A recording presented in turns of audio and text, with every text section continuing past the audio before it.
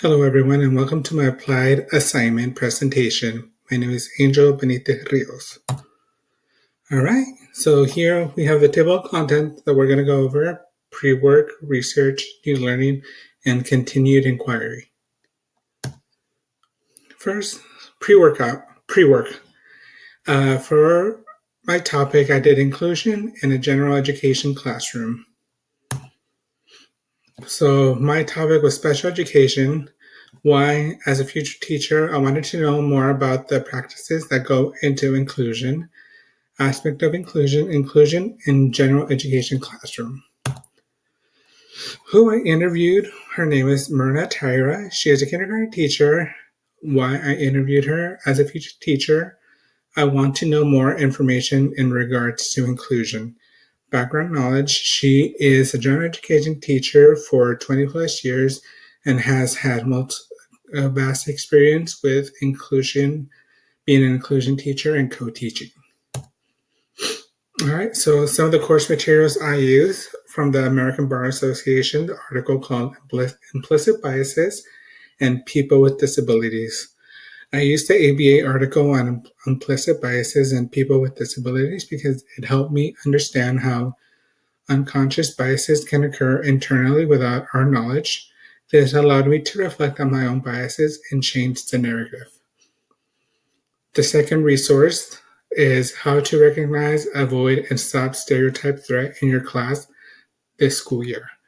This article helped me in developing the questions, asked questions in regards to the environment in the classroom and the impact inclusion makes. As for my research, I did an article used called Academic Achievement of Students Without Special Education Needs, Disabilities, and Inclusive Education. Does the type of inclusion matter? I used this article to gain insight as an effectiveness of inclusion in the classroom. The article had 3 classes that were observed. Group 1, general education class without students with disabilities. Group 2, inclusive, with co-teaching with 3 to 5 students with disabilities. And then group 3, inclusive, without co-teaching with 1 to 2 students with disabilities. The second article I used was Parents' Experiences of Applied Behavior Analysis, or ABA-based interventions for children diagnosed with autistic spectrum disorder. This article served as a stepping stone into investigating the resource available for parents whose child require additional services at home. All right, the evidence.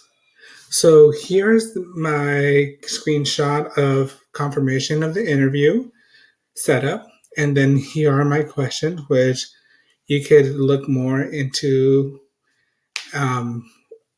through my presentation. And new learnings.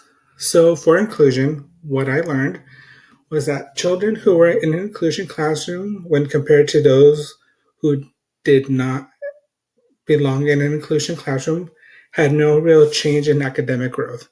However, when a child is placed in the appropriate classroom setting, they have shown to benefit academically as well as socially.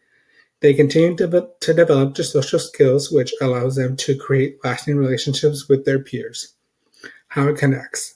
Inclusion classrooms have a negative view by parents who are uninformed about the practice. By informing parents about the benefits of the inclusion classroom to all students, it can change the way parents view inclusion classrooms. Equity. It appears that socioeconomic status plays a crucial role in students' academic placement. Those of lower SES, which are predominantly of racial minority families, have fewer opportunities to be placed and learn in an inclusive classroom. As mentioned in this course, there are individuals that live in areas that the population is living in poverty. This makes it so that the services required, such as access to appropriately trained physicians, are located outside of the region, which will require them to travel a long distance. Access. The time to get confirmation on diagnosis can be lengthy, which in turn makes it difficult for families to receive adequate services for their child. This is where applied behavior analysis, or ABA, comes into play when children need early intervention at home.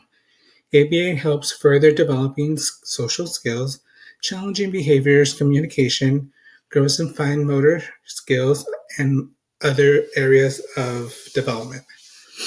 Although you do not necessarily need a diagnosis, some may require to have a profession to, to have diagnosis from a medical professional so that the insurance company can cover ABA therapy. A problem for families who are unable to afford medical insurance or areas where there isn't adequate services available. Continued inquiry. So what I want to continue to learn is the process at which it takes to create an initial IEP for students. One thing I could do is to get in contact with the head of special education department at my school and interview them about the process and the teacher's role throughout the process. All right, and my question for you guys is, could school districts do more to provide support, or is there more to be done in order to provide adequate services and support? And that is my presentation, and I would like to give thanks to Myrna Tyra for taking the time to be interviewed for this project, and the group slides go for creating this presentation layout.